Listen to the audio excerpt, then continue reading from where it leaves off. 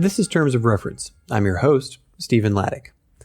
So often these days we hear about the need for real-time monitoring, failing fast, quick results, and projects that make an immediate difference in the lives of those we're serving. While these are often excellent goals to have, the cost, complications, and ability to implement and simply deliver on these demands can be overwhelming to the average development worker or aid provider. At the same time, our community has often acknowledged the need for a deeper, more rigorous approach to understanding how the programming we implement ultimately creates a short and medium-term outcome, and ultimately produces longer-term results. This is where the work of Annie Duflo and the people of Innovations for Poverty Action excel, and I'm happy to have her on the show for our 105th episode of the Terms of Reference podcast. As the Executive Director of IPA, Annie is responsible for leading the organization to implement its strategic plan and day-to-day operations. Previously, Annie served as IPA's Research Director, where she managed its research network, staff capacity building, and new project development. She also played a key role in the scaling up of successful programs with particular focus on education. Annie has a wealth of experience implementing and managing randomized evaluations in the field. Prior to joining IPA, Annie was the Executive Director of the Center for Microfinance at the Institute for Financial Management and Research in Chennai, India, where she joined at its creation. I spoke with Annie in New York. Hello, Annie. Thank you so much for being on the Terms of Reference podcast today. Hi, thanks for having me. Annie, you are the Executive Director of Innovations for Poverty Action. Where are you sitting today? Are we talking to you somewhere else in the world today, or where are you at? I'm actually at home in New York. Our main office is in New Haven in Connecticut, and we have a small office in New York as well. Well, I'm glad that I hope that, a world traveler such as yourself, that you're excited to be at home right now. As with right. so many of us. Why don't we start out by you telling us about what IPA does and what its focus is and sort of the work that you do? Absolutely. So IPA is a non-profit. It was founded in 2002 by Dean Kerlan, who is an economist at Yale. And before becoming an academic, Dean had spent some time working with microfinance institutions in Latin America. And, in this process, we've been asking about what the impact of this program is, and wasn't quite getting the answers, and that's when the idea came to him. So anyway, IPA's goal is to move the field towards a more evidence-based approach. So the idea is that whether you are an institution or an individual or a government, they're only limited resources, so we need to make sure that resources are used well and spent on what works, so that's IPA's mission, is to discover and promote effective solutions to global poverty problems. So the way we work is that we work with academics at various academic institutions around the world who lead the studies that we do. And on the other hand, we partner with practitioners or policymakers around the world. When you are partnering with academics, when you're partnering with other organizations to look at this evidence base or gather this evidence base, what are is it pure research? Is it what I would call typical academic research, where you're going out and you're looking at extant research, or you actually collecting primary data, or is there a special twist to the way that you're going about building this evidence base? So it's really empirical. So together, academics and practitioners identify issues faced by the poor, and we work across sectors. So it could be an issue like why so many children at school but not learning anything, or how can we encourage people to use insecticide-treated nets more often, because we know that it can save lives by protecting people from malaria, but yet a lot of people don't use them. How can we increase attendance of teachers in school or nurses in medical facilities? This kind of questions. So these are often questions related to people's or institutional behaviors. Right? So we identify these issues, then we identify potential solutions to these issues, and often we design innovative solutions to these issues together with practitioners. And then we rigorously evaluate the impact of these solutions to understand which ones work and which ones are most cost effective. Could you give me an example of, maybe a program, if you can name names, that you recently contributed to, where you may have helped to take a non-traditional approach or an innovative approach to solving one of these problems? Yeah, absolutely. There are many examples, but a recent example in Zambia, Nava Ashraf, who was a researcher at Harvard at the time, she's now at the London School of Economics, and others worked with the IPA Zambia office and the Ministry of Health and Community Development in Zambia to improve the effectiveness of their community health workers program. So, like in many countries, the ratio of doctors to population is really low. And like many governments, the Zambian government relies on community health workers to deliver simple health services. So the question is, how do you recruit the most effective community health workers? So we worked with them to think about this question and designed an experiment to test two different recruiting strategies. So one recruiting strategy that emphasized community service. So the posters would say, come and become a community health worker to serve your community.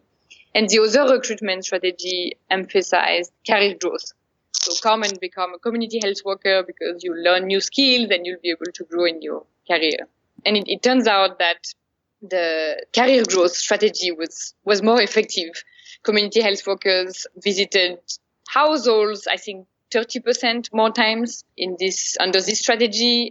This also resulted into more positive health outcomes. And it turns out that the ministry is now using this strategy to recruit 5,000 new community health workers, which they were going to recruit anyway, but they're using this approach to make sure they recruit the best ones.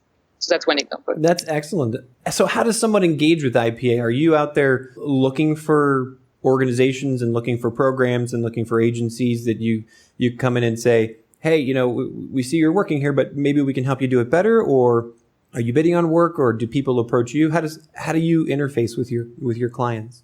It's a little bit of everything. So sometimes academics come to us and they have ideas that they would like to test. They may already have a partnership with an organization and they want IPA support in implementing an experiment to answer these questions.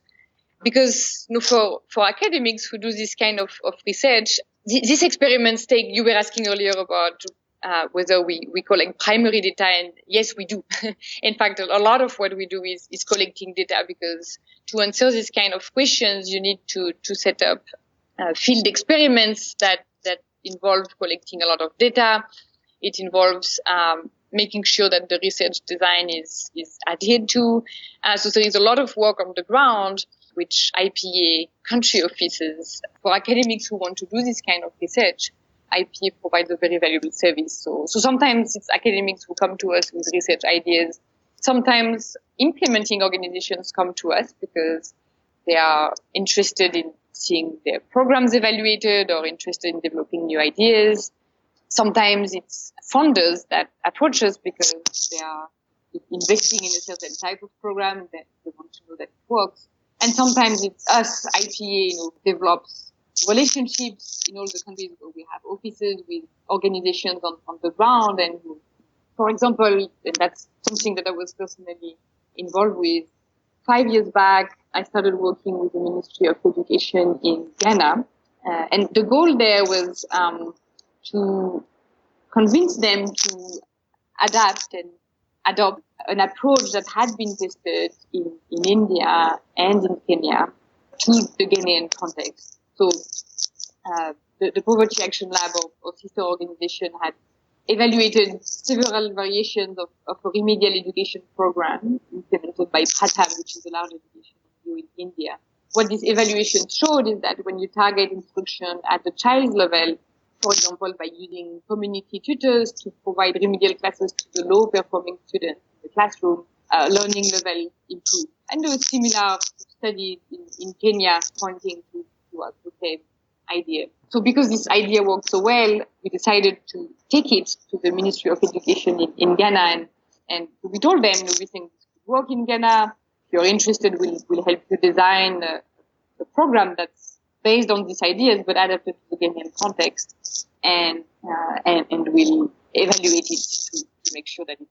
Wow. So in that case, it was really, we were really proactive at going to the ministry. And if we ended up developing 4 different variations of this program and testing 4 different variations of this program in Ghana to understand whether it worked. So it could, the ways that these projects are generated can happen in many different ways. I heard you refer to in your answer there, poverty action labs. Is that how you set up your work around the world, or is that a completely different project, or is that something specific? Oh, I was referring to our sister organization, the Jamil Poverty Action Lab at MIT. Oh, okay. Excellent. Right. I just wanted to make sure that I got that clear. Now, you're talking about academic research and, sort of longitudinal studies. And what I'm trying to get to it is you're talking about work that takes time. Usually takes a lot of resources. It takes, considerable amount of effort to get to the answers. In today's, world of high tech, fast, fail fast, we want answers now. Have you found that you are still occupying a very valuable space, or are you getting a lot of pushback from people that we can't afford this, or we need we need answers now, or have you not been affected by that at all? Yeah, there is certainly some pushback at times, and this question does come up.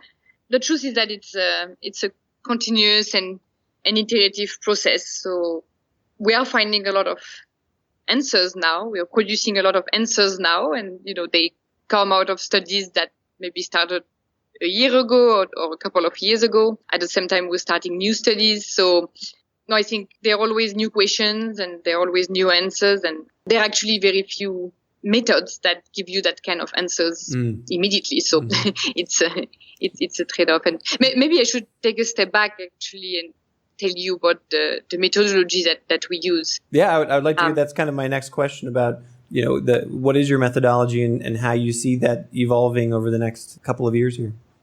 Sure. So as I explained, what we do is identify potential solutions to various poverty-related issues, and then we rigorously evaluate the effectiveness of the solutions to understand which ones work best. So in some cases, we may evaluate the impact of programs that had already been designed, and in some cases, we may come up with innovative designs and evaluate those. But in all cases, we use randomized evaluations to evaluate the impact of these interventions. So this is basically the same methodology that's been used in the medical world for a couple of decades now to evaluate the effectiveness of medicines. And basically what it does is that it isolates the impact of the program from other factors like the passage of time or like the characteristics of participants.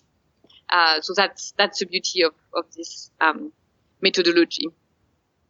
So when you start a study, you have to set up your design before the intervention starts. So the length of your study is determined by the amount of time that you want to wait, before you measure a program's impact. And that's why it takes some time, because usually you want to understand what's the impact of a program after not just 6 months, but maybe after a year or 2 years. It depends on the intervention. Sure. And many times at least in our sector, so often we hear or we see in the evaluation report, well, we can't really see impact yet because it's only been a year or it's only been, 2 years of intervention, and the deeper impacts take a longer time. Are you involved in longer studies that are tracking deeper impact of large-scale interventions as well? Yeah, no, some studies last for a long time. So for example, one set of results that we're very excited about currently relates to the graduation approach. So the graduation approach is an approach that was pioneered by BRAC in Bangladesh to reach poorest of the poor households, those who are kind of left behind by other interventions. And the idea is to graduate them out of extreme poverty, hence the name graduation approach. It's a big push approach in the sense that it's not just one thing. It combines a number of interventions. The main intervention is the transfer of a productive asset. It's usually livestock, so it could be a cow or a goat. And together with that, there is a training on how to use this asset. There is hand-holding through weekly visits. There is also a consumption stipend, to ensure that these households don't get through hunger cycles. In some cases, there is a little bit of health services or stipend, maybe access to savings. So it's a bundled program. This program was promoted and spread through a number of countries with the support of CGAP at the World Bank and the Ford Foundation, and often with technical assistance from BRAC. And it was evaluated in 6 different countries by IPA and IPA's researchers. So there are a number of things that are very excited about this, including the fact that it was evaluated at the same time across 6 different countries. But what's very exciting is that we've recently completed these studies and find very promising results. Right after the program lasts for 18 months after the transfer of the assets. So the households get, regular visits for 18 months and then it ends. So we find very positive impacts after the 18 months and then again after 3 years. And we are in the process of conducting longer term follow-up surveys to understand the longer term impacts as well. But so far, what we see is that 3 years later, even though the households don't get any additional visits or help, the impacts seem to persist. So that's exciting. So that's one example where we are doing longer term follow-up surveys and where we'll have answers about that. There's another example, researchers Michael Kramer at Harvard and Ted Miguel now at Berkeley many years ago conducted a study on school-based deworming. So the idea was to test an intervention that would improve children's attendance in school. So, in a lot of countries, even though enrollment rates are high, attendance is a big issue. So on any given day, 30% of children are not in school. So one approach that was tested is a school-based deworming intervention. The idea is that, a lot of children don't go to school regularly because they are sick. Often they are sick in some contexts because of intestinal worms. So let's treat them. And this approach was shown to be very, very cost effective. It's since then been scaled to a large number of countries and kids. So anyways, this study also involved a longer term follow-up survey. So the kids who were treated and the kids who were in the control group were surveyed again 10 or 12 years later as adults. And this follow-up study showed that those people who had been dewormed 10 years ago had better wages than those in the control group. So that's another example of long-term study. I love it. It's so often in our sector and in this business that we don't get to hear those answers, right? So that it's great to hear that you're producing some of them. When you're performing this research, I'm trying to think about, is there anything that's changed or maybe it's just obvious to you now about the way that you're collecting data or the way that, you're performing your functional expertise, right? You're creating these studies. Have you been impacted by, mobile data collection? Have you been impacted by geographic information systems? Have you been impacted by some of these other tools that allow you to either collect larger data sets or collect data faster or get more reliable data? Oh, yes, absolutely. So in the past, when IPA started and for many years, we were doing all of our data collection on paper. And this is a lot of data that we're collecting. So the sample size, varies from study to study, but, usually it involves several hundreds of people and most of the time it's more in the thousands. So when we're all familiar with those paper forms, boy, those are fun to keep organized, right? Right, absolutely. And we have, all sort of stories about paper surveys being eaten by mice and, being wet when it rains. And we have our war stories about collecting data.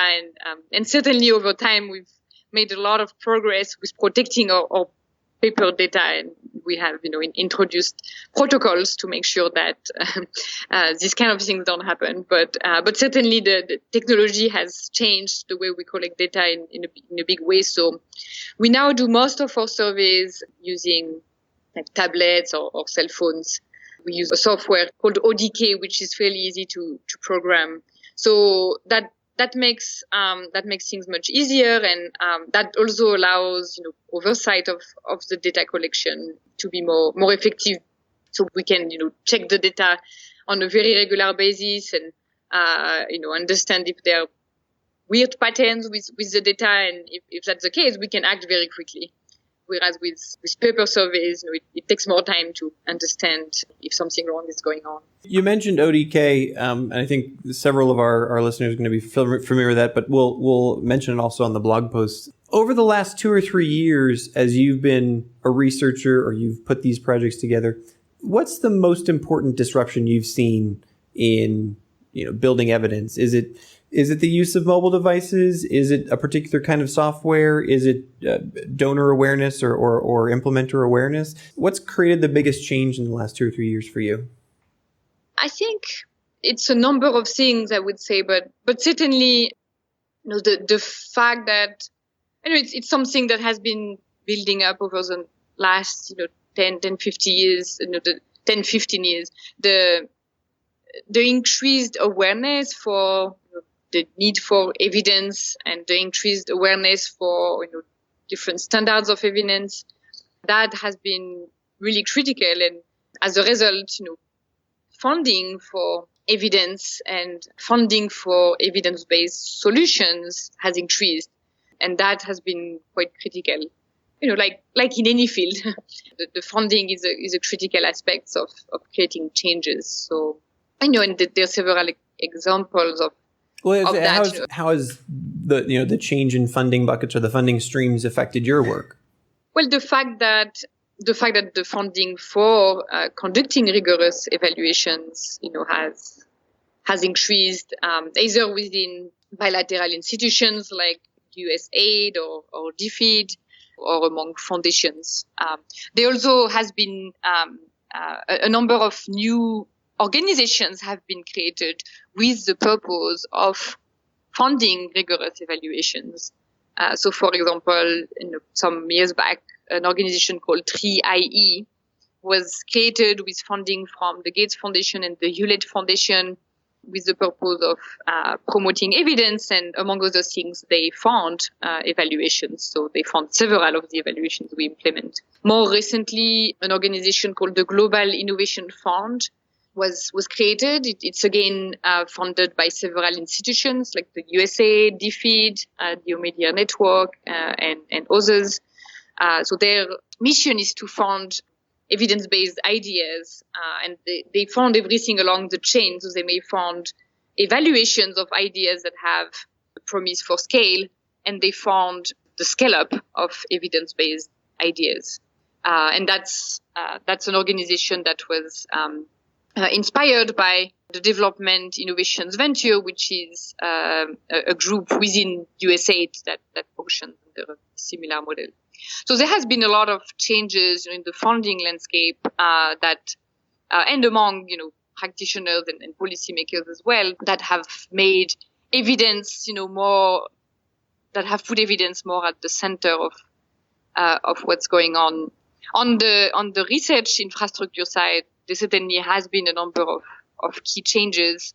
The changes in data collection certainly are important. It makes our work easier, but in a way, it hasn't changed the field. It has made it easier.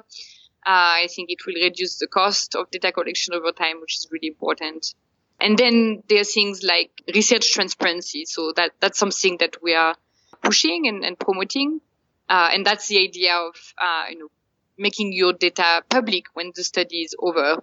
And that's also the idea of registering studies in a registry that was created for this purpose before the studies start. That's a way to ensure that results get published at the end of the day. Where's that registry located, just so that we can also publish that? The American Economics Association. Okay. Excellent. Yeah, maybe I'll get that website from you afterwards, just to make sure that we can point people to it as well. Yeah, no, absolutely, and it's certainly an important development, and it does happen in the medical field, and again, the medical field is ahead. They've been doing randomized controlled trials for longer, so these changes in the overall research infrastructure are certainly important. One other change that was made possible by the growing interest by funders and practitioners is for us has been the advent of coordinated trials. So I give you the example of the graduation studies that we conducted in 6 different countries. So these 6 evaluations happened kind of around the same time, and it was a coordinated effort, and that's really exciting because we think it's really important to replicate studies across different contexts so that we can answer whether something will work not just in one place but in other places, and so that we can identify under what circumstances will something work or not. And so these replications are important. Often they happen in a more sequential manner. When they happen in a coordinated manner, like this graduation study, it's even more powerful because results come at the same time. And that's something that we are encouraging, and that we're seeing increasingly happen. And is that? It sounds to me like those 6 studies were serendipitous, that they all came together. You said it was coordinated, obviously, but everybody was in the right place at the right time doing a similar study. Is that a major hurdle, or do you find that there are coordination mechanisms coming in place to do that kind of work? It requires a strong collaboration between a number of stakeholders. So in this case, it was really coordinated, and that was made possible by the fact that the founders, the Ford Foundation and CGAB, really wanted to see that happen. So that it's a necessary condition. The funding needs to be there to make studies happen at the same time, and it certainly helps to have an organization like IPA that coordinates all the different studies. So you need a funder or a group of funders that's willing to make it happen, and you need either one researcher who coordinates the group, or a group of researchers that works very closely together, and ideally a research institution like IPA that kind of coordinates the studies and can make connections between the different sites. Talk to me a little bit about how your organization is working with the more and more frequent calls for real-time data and real-time monitoring of programs. Is that also part of your portfolio? Can you tell me a little bit more about what you're referring to? Sure. So there's more often calls from USAID and DFID and other major funders to have access to data in more of a real-time basis for real-time analysis and analytics about the programs that are on the ground. And that's where we get into the use of these mobile devices, or the use of a more robust data infrastructure, so that program managers, while these programs are being enacted, can either make decisions about how to change them or make decisions about what to do more of. And I'm trying to just juxtapose that against the more traditional kind of research that you've been describing, where it's either midterm or end of term of a program to register, did the program have impact? I'm wondering if you also are playing in that space where let's watch the program as it's being rolled out or over its life, and be able to bring that data in and give that data to managers in real time. So these are different objectives, right? So the studies that I have been talking about, aim to answer big questions about programs' impact, about they aim to sort of increase our understanding of people's and institutions' behaviors, and they aim to generate ideas that will inform people's work. So often we like to think of ourselves and other organizations that do the same type of work as an R&D unit for the development sector. So the goal is to generate ideas that are evidence-based, that will inform the field. So that's one objective. Now, what you're talking about is relates more to monitoring program as they happen, to ensure that they are well implemented and according to the theory of change of the program. So this is not something that did until recently, but this is actually something that we're getting into. So recently we completed a series of case studies that we call the Goldilocks Project, and that comes from the children's storybook. Mm-hmm. The idea is that one shouldn't collect too much data, and one shouldn't collect not enough data. So the goal is to really help organizations, collect exactly the right amount of data for themselves, right? So we did a couple of case studies with organizations where we looked into their monitoring systems and strategies, and we looked into the data that they're collecting internally as an organization, and we provided some recommendations. And that's something that that's something that we're very interested in developing into a long-term practice at IPA. So it would be a different objective and a different model. So, the idea would be it would be like a consulting unit within IPA where we provide advice to organizations on the kind of data that they should be collecting internally, and would advise them on developing, strategies for monitoring their programs effectively. Can you give us an example from one of the, from that case study, the Goldilocks case study, of data that you maybe found that organizations were collecting that was extraneous or that they didn't need, or maybe data that you found you're like, wow, this is super important, everybody should collect this? I don't have specific examples because I didn't look into it very closely myself, but Sure. Generally speaking, sometimes organizations decide to do an impact evaluation and they decide to do it internally.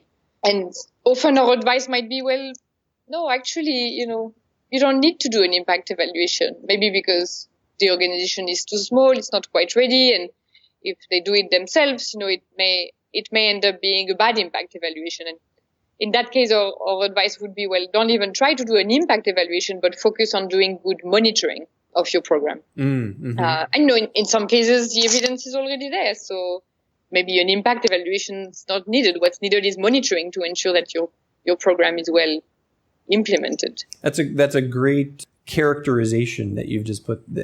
So often in the sector, once again, we focus on the need for evaluation, but in some cases, it's the answers are obvious, and what you need is just to monitor to make sure that it either continues or it grows or it scales or something like that. Just a couple more questions for you. Are there any organizations or blogs or researchers or people or organizations that you pay attention to sort of on a daily or weekly basis? You read their stuff to make sure that you're always aware of the most recent practices, or maybe something that will improve IPA's practice? So there are a number of organizations, in our space that either do similar work or are very, tied to what we do. So I certainly follow them closely. So obviously, there is, I mentioned it earlier, our sister organization at MIT, the Abdul Latif Jamil Poverty Action Lab.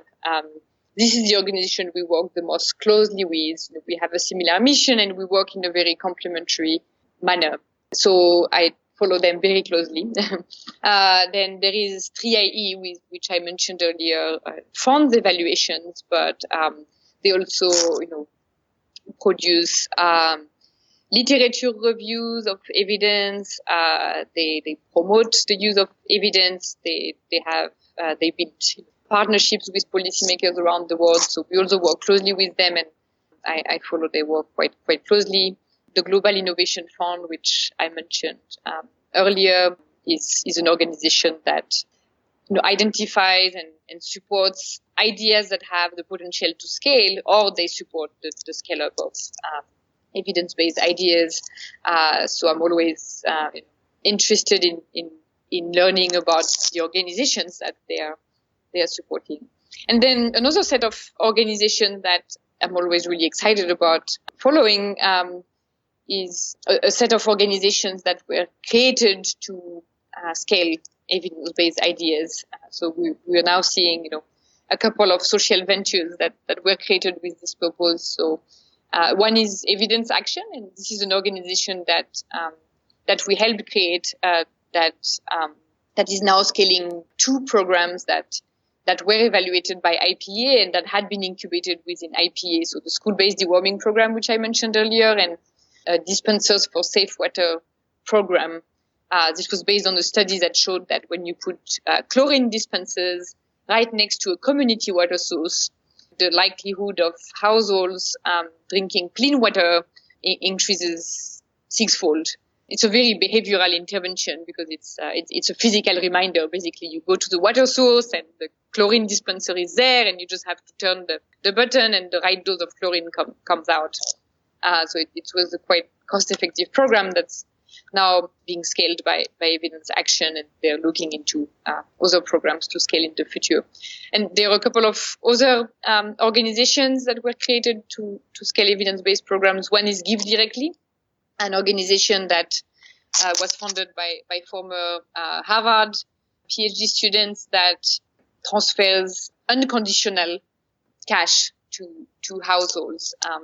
And the intervention was evaluated in partnership with IPA and shown to have positive effects for these households. And there is another organization called Young Love that's, again, scaling up an evidence-based approach to provide better information to adolescent girls about the risk of AIDS. And that was based on an evaluation in Kenya by Pascaline Dupas. So it's very exciting to follow what these organizations are doing and how they're scaling these evidence-based programs. Those are fantastic examples. I really appreciate you sharing those with us. One last question for you. You as a person, you as a professional who's been in this industry for a while, is there, either a innovation or something that's changed or, a particular tool that you have seen come out in the past couple of years that you're super excited about, or maybe something that's about to happen that you're so excited about? And it doesn't necessarily have to be, related to impact evaluations or those kinds of things, but looking at all of the organizations you just described and knowing that your hand's always in the game, is there something out there you're like, wow, this is really the coolest thing I like to tell everyone about? Yeah, well, in terms of interventions, in a way, there isn't one thing, and maybe I think there is always a tendency, of wanting to find one thing that works. One thing we've learned is that there is not one silver bullet for poverty alleviation. At some point, microcredit, I guess, was believed to be the silver bullet for poverty alleviation, but there has been now several randomized evaluations of the traditional microcredit program that showed that, yes, microcredit is a useful tool. It helps some entrepreneurs grow their business and increase their profits, but in average, it's not a transformative poverty alleviation tool. On the other hand, it doesn't harm people. So certainly investors should continue to invest in it, but maybe philanthropic dollars should be invested in there. So in many ways, we are not necessarily looking for like one thing, but there are certainly many things that I'm excited about. I think that the graduation studies that I mentioned, those are very exciting results and really important impacts. And I'm excited about the fact that we have these results from 6 places, and we are now disseminating results and identifying partners to not only adopt the approach, but also to do follow-up research. Questions never stop, right? So there are always follow-up questions.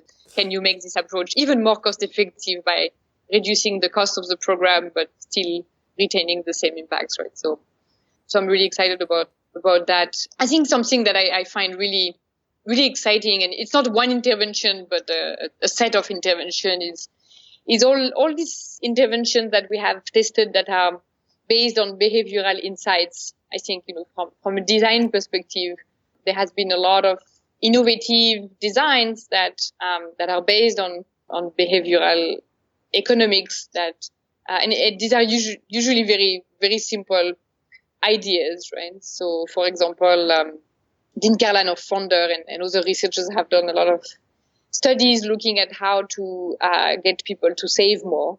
And one of the things that helped people save more was sending them text messages on their cell phone, reminding them to save. And it's even more effective if you... Just the simple reminder. Say, hey. Right. Exactly. Yeah. It's a very simple thing, and it's based on this behavioral insight that, savings is a pretty abstract thing that, it's not on the top of your mind, right? So let's make it on the top of your mind.